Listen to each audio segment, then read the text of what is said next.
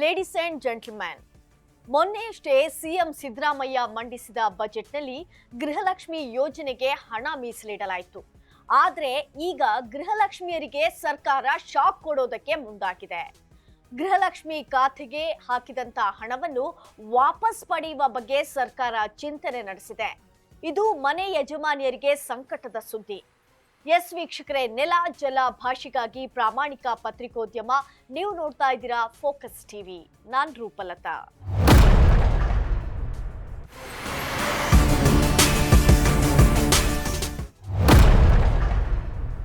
ಕಾಂಗ್ರೆಸ್ ಸರ್ಕಾರ ಪಂಚ ಗ್ಯಾರಂಟಿಗಳ ಅಸ್ತ್ರವನ್ನಿಡಿದು ಆಡಳಿತ ಆರಂಭಿಸಿತು.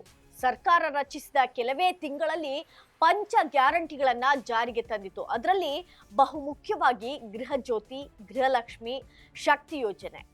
ಈ ಮೂರರಲ್ಲಿ ಮನೆ ಯಜಮಾನಿಯರ ಖಾತೆಗೆ ಪ್ರತಿ ತಿಂಗಳು 2,000 ರೂಪಾಯಿ ಹಣವನ್ನು ಗೃಹಲಕ್ಷ್ಮಿ ಯೋಜನೆ ಮೂಲಕ ಜಮೆ ಮಾಡಲಾಗುತ್ತಿದೆ.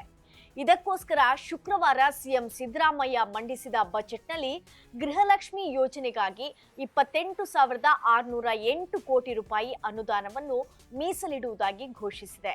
ಆದರೆ ಇದೀಗ ಗೃಹಲಕ್ಷ್ಮಿಯರ ಖಾತೆಯಿಂದ ಹಣ ವಾಪಸ್ ಪಡೆಯಲು ಸರ್ಕಾರ ಚಿಂತನೆಯನ್ನ ನಡೆಸಿದೆ.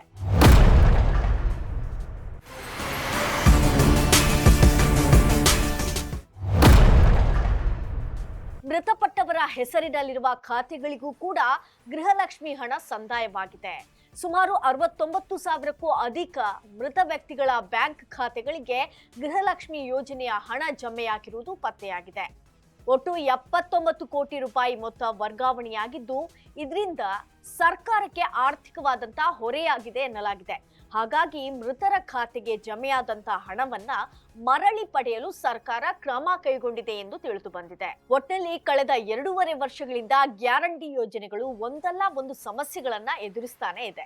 ಇದೀಗ ಗೃಹಲಕ್ಷ್ಮಿ ಹಣ ವಾಪಸ್ ಪಡೆಯಲು ತಯಾರಿ ನಡೆಸಿರುವಂತಹ ಸರ್ಕಾರದ ಕ್ರಮಕ್ಕೆ ಮನೆ ಯಜಮಾನಿಯರು ಗರಂ ಆಗಿದ್ದಾರೆ. ಇದು ಈ ಹೊತ್ತಿನ ವಿಶೇಷ ವರದಿ. ನೆಲ ಜಲ ಭಾಷೆಗಾಗಿ ನೋಡ್ತಾ ಇರಿ ಫೋಕಸ್ ಟಿವಿ.